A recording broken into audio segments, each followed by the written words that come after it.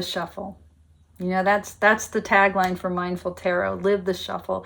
Because in my spiritual practice and in my tarot practice as part of that world, I am just so deeply in love with, committed to throwing my heart and body and mind into the mix, into the crazy swirl of life, the interdependent, interpenetrating, intermingling of life, of all of the currents in this ocean of aliveness, this ocean of world, right, of heart. So live the shuffle, throw ourselves into the mix. And with our big old human brains, interpret, find pattern, forge meaning, tell stories. So the tarot is a spiritual tool par excellence because it's all about committing ourselves to the shuffle. And it's all about laying out and discerning the patterns, the spread in a tarot reading, right? We lay out cards and we read, we interpret, we tell the stories that find the coherence in our lives, not by imposing structure or meaning upon our lives, but by coaxing the meaning and structure to appear, by finding that pattern as it is right there in the middle of the shuffle. Shuffle and spread, randomness and meaning.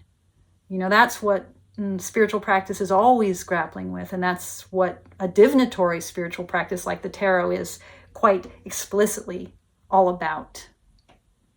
At the heart of that work, right? At the heart of that work of shuffle and spread is number, is the way in which tarot cards carry numbered meaning right on the face of them. It's not subtle.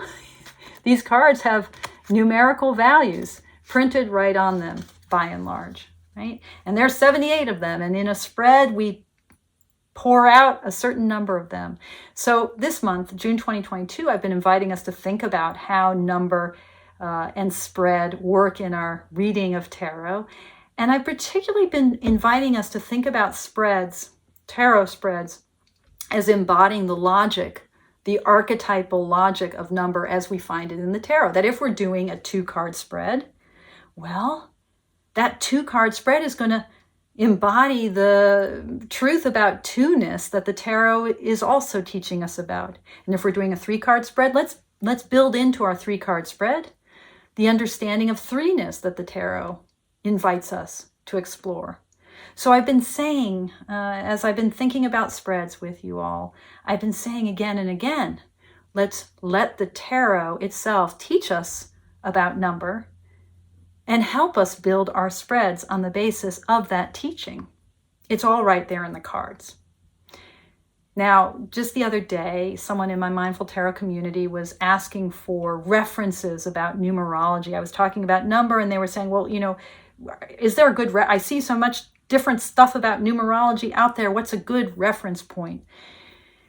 And I found myself discouraging that person from relying on external references for their understanding of number in the tarot.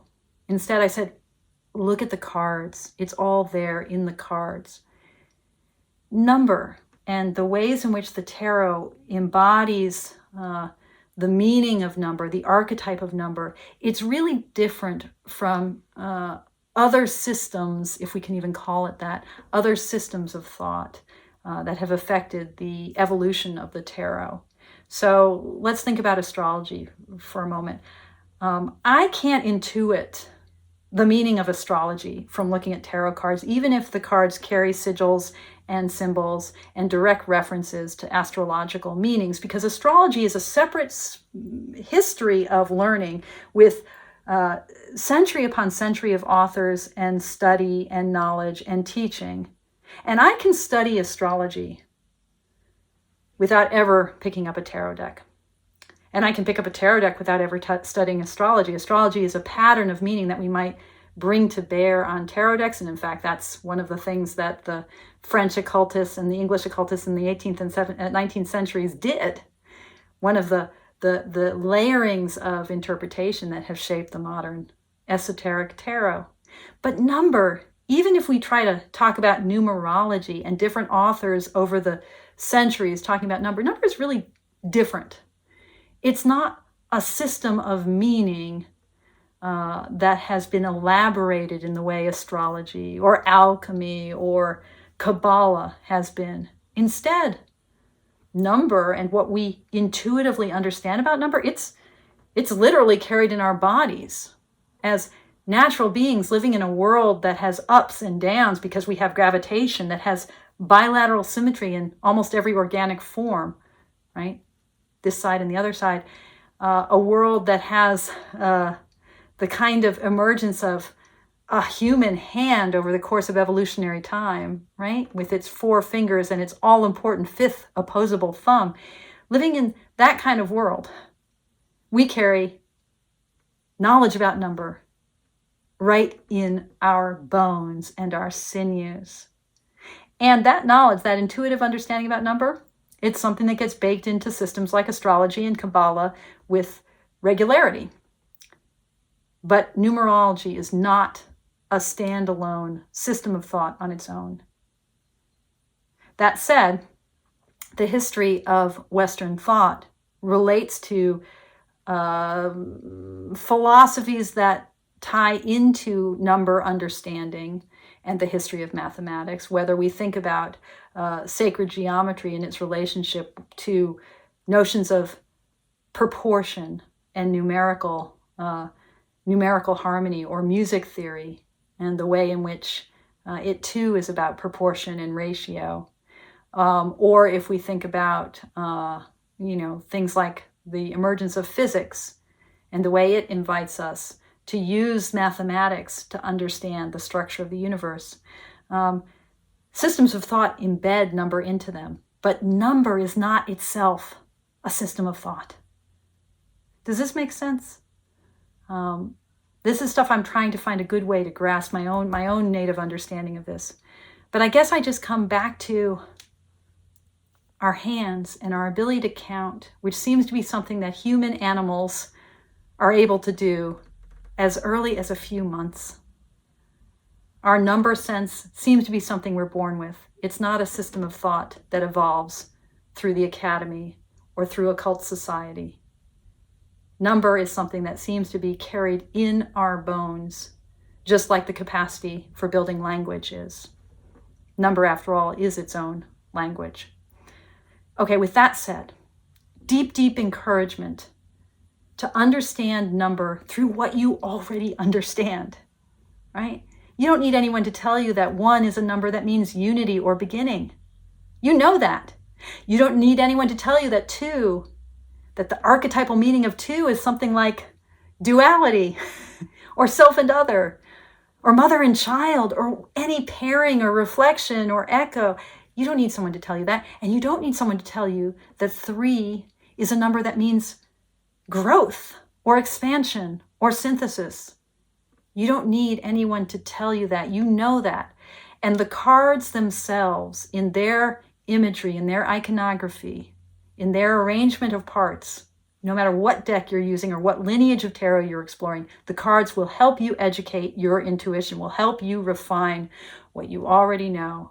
And similarly, books like, this is just a book I happen to have on my shelf because my husband is a book dealer, and so he is my drug pusher, bringing home books from hither and yon. So this is a really common kind of presentation of themes. This is Dusty Bunker's 1980 Numerology and Your Future. And it begins with her telling us that most every counting system in the world is based on the 9 digits. Right? And each of the digits has its own peculiar, unchanging vibration because of its unique placement in the numerical order.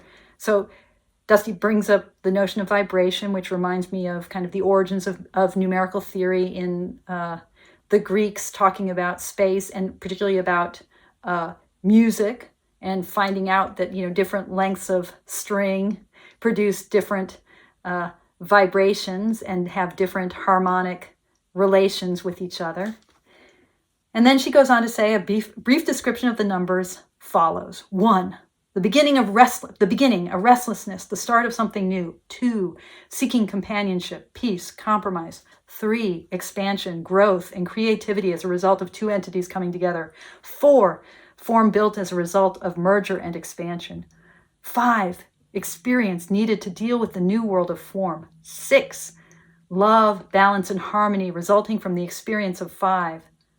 7, physical completion, rest, and a turning inward to listen. 8, responsibility and karma, the result of past efforts.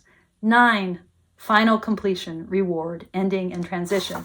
So, she gives her listing, and the temptation might be to think that we are dealing with a dogmatic doctrinal truth that we just have to accept. But doesn't her list sound kind of like the list you would write down if you were just kind of noodling around with what you already know about 1s and 2s and 3s and 4s and 5s? Of course, 4 is about stability, the 4 walls of a room, the 4 legs of a table, right? Of course, 3 is about growth and expansion and creativity. Of course, 6 is about harmony and beauty. These things, they resonate within us. So, numerology, you don't need a reference text out there to give you definitive reasons to know what you already know. But reference texts, pretty much any reference text that you find on the internet, in a bookstore, on your shelf, might be helpful for you to refine what you already know. I find, and I'll post a link below to a sample one of these, I find websites that will talk about the meanings of given numbers within different world religions to be very helpful. To think about, well, what is 7 across a whole bunch of world cultures? I'll look at those lists and they'll remind me of what I already know about 7. What I already know about why we have 7 days in the week, because this way in which 7, right? 7s feel like they are the step after the world as we know it. The world is created, and on the 7th day God rests. The Buddha takes 7 steps away from his mother when he's born, because we have 6, according to Asian psychology, we have 6 senses, and he goes one step beyond. I know in my bones something about 7, which I find reflected and enhanced by exploring how that number appears in other world traditions. So you don't need an external reference on these numbers. You can trust your own intuition and bounce it off whatever reference point out there is helpful for refining and educating that intuition. And if you're a tarot reader, the reference point to start with is the tarot itself. And to maybe look at a number 7 card like the Chariot, and to see what it teaches you about the relationship between stability and movement, right? That sense of the ways in which 7s are about coming to rest, but having like an external point. The Chariot is both stable and he's on the way. He's moving forward. You can look at the way 7s are depicted in playing cards or in the Tarot de Marseille, right? The way that the 7 gives us this image of stability of a 4 with this image of growth, right? It seems to bring those two things together, stability and growth. That teaches us something about the 7. And the Chariot card itself, in its pictorial representation of stability and growth, teaches us about 3s, doesn't it? We have here an image with 3 major parts, a charioteer and the 2 horses he has to manage. 2 horses that look like they are perhaps starting on 2 separate feet, perhaps going in 2 different directions. In the Waite-Smith imagery, this is made even more explicit by having the two, they're not horses, they're sphinxes in the Waite-Smith imagery. One be black and one be white, right? This reminder of the ways in which, like with Plato, the Greek philosopher Plato, in his allegory of the human soul, the ways in which he talks about our soul as being like a charioteer with a kind of embodied, unruly horse that's pulling us in the direction of like the id pulling us in the direction of I want, I want, I want. And then this more noble horse who's pulling us in the direction of our ideals, of our virtues, almost like the super ego saying, no, no, no, no, no, no, not I want, but what I should do, my duty. And then the charioteer who balances the noble and the passionate horse, the kind of unruly horse, with the other in order to move forward. So dynamic energy, balanced, equals moving forward. Stability and growth can go together. So the charioteer teaches us something about sevens. He also teaches us something about threes, right? That's what I mean by letting the tarot educate your intuition, right? Letting it educate your intuition by what it's showing us we already know about number, which is to say what we already know about the structure and pattern of this world of life and movement and flux, this world of impermanence that we inhabit, the way we find meaning in the middle of the shuffle. The tarot is always teaching us about that.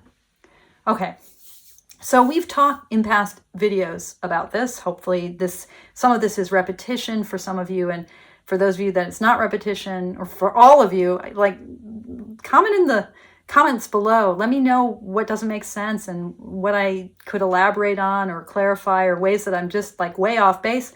Talk to me. And an encouragement, if you're not a part of the Mindful Tarot community, but you like this kind of way of working with intuition and thought and the cards, if you like it, join the Mindful Tarot community. To do so is as easy as finding us on Facebook, sending me an email, joining us each month for our Mindful Tarot community Zooms. So much fun. I have been talking about spreads this month in that community and here online. I want to talk today now in this context about 4-card spreads. So I've already talked a little bit about fours, talking about the stability, right, of this very like oomph charioteer with his with the platform that he's on, right, with its 4 pillars, that sort of energy, right, of stability. But I want to get a little bit more explicit about the ways in which fours are about stability, and I want to do so by looking at the World, which to me is the card, and I'm going to be focusing on it this week in our Mindful Tarot Community Challenge, and also next week as well, because it is the card that tells us most directly how the tarot understands both 4s and 5s. Just like the charioteer tells us about 3s, but in doing so, it also tells us something about 2s and tells us something about 1s, right? The world card tells us about 4s, 1, 2, 3, 4, and it tells us about 5s. It gives us a depiction literally of the world in its 4 corners, right? The world in its wholeness, in its integrity, in its completeness. Now, this is, by the way, the deck I'm using. This is the Artisan Tarot Jean Dodal deck. I just got it the other day. It's fan-freaking-tastic. I also have their Noble. I don't have their Conver. I need it. These have become my favorite reproductions because why? Well, they're beautiful. They're just wonderful restorations. The color palette and the line work is just great, and the backs are sweet. They smell good. They have playing card finish. They have that linen finish that I just, oh my God, they're so wonderful to shuffle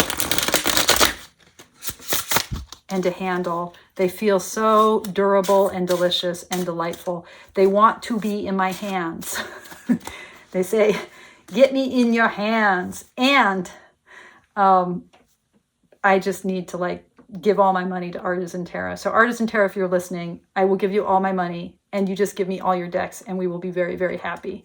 Okay, so this is the John Dodal, which is a 1707 deck. 1707? 1701. 1701. I have 7s on my brain.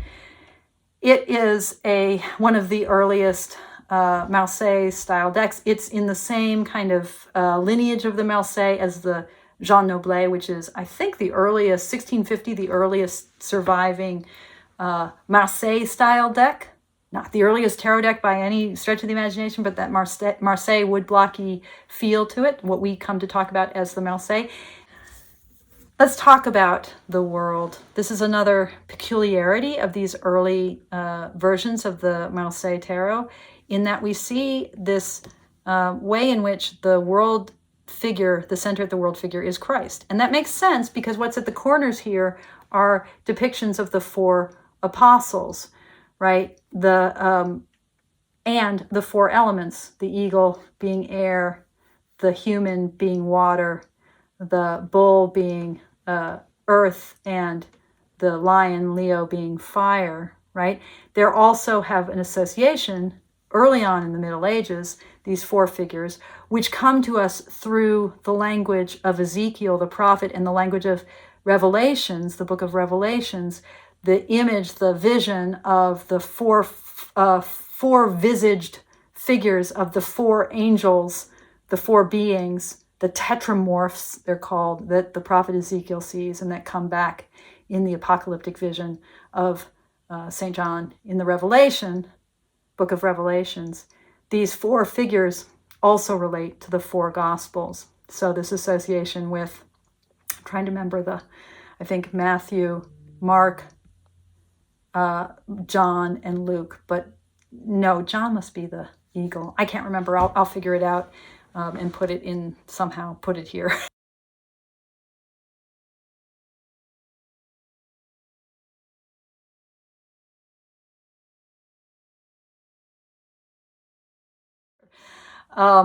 Okay, so Christ at the center of the four Gospels, at the center of the vision of the world in its revelatory significance.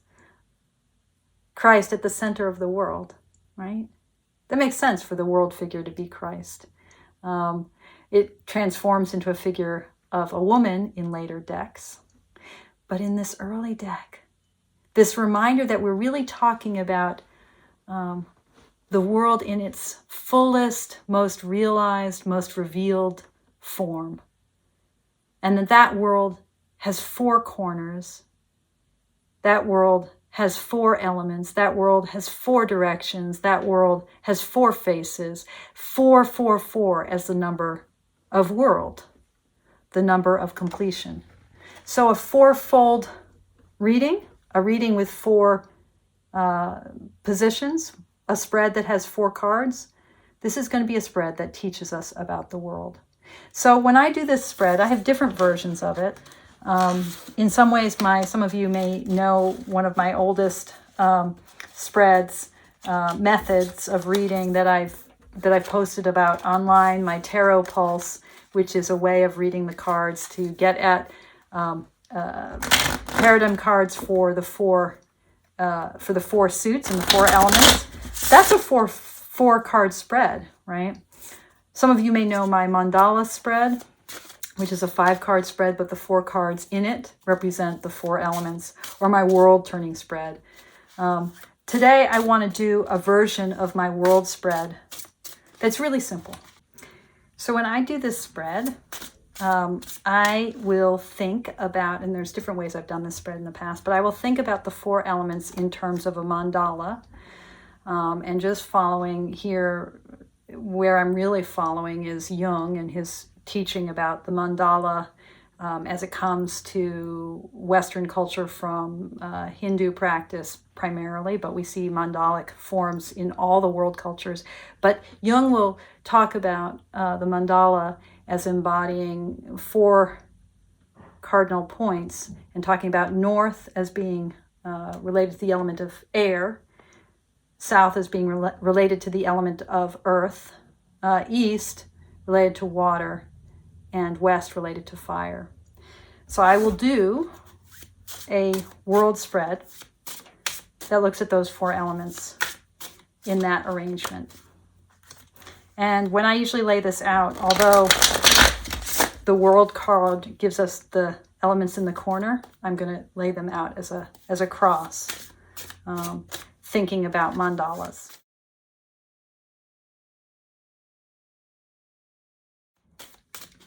So the Mandala world spread. Okay.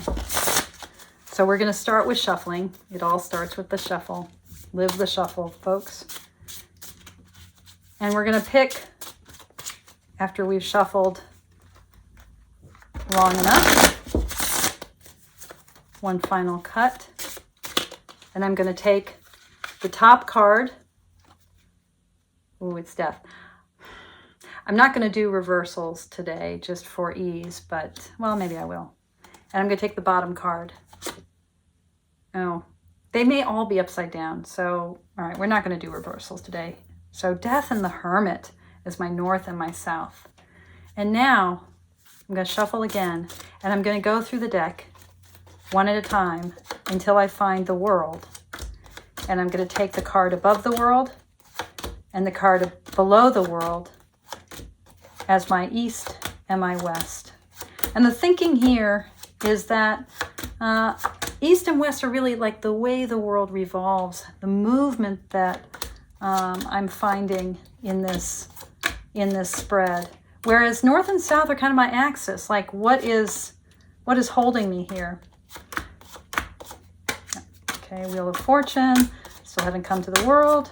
I'm gonna find the World. Give me the World. This is stunning video, I know.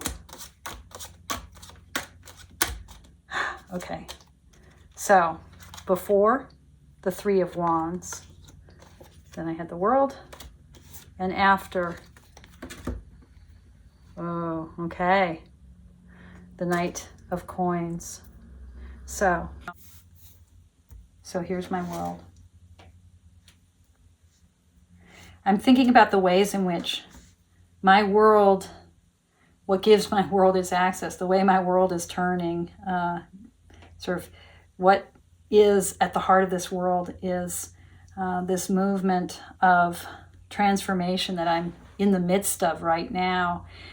At the same time that what's going to ground me, my earth, right? My south, my earth, my air, what's going to ground me in all of this is that ability to step back, to turn the light inward, to take the backward step, as we Zen Buddhists might say.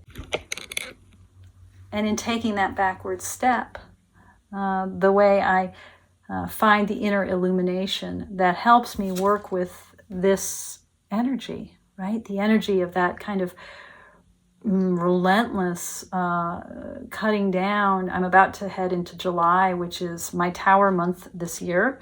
I mean, literally, it's the month that I got the tower. Not that there always has to be a tower month, but for me, July tends to be when in the year, that midpoint in the year where things get completely catawampus.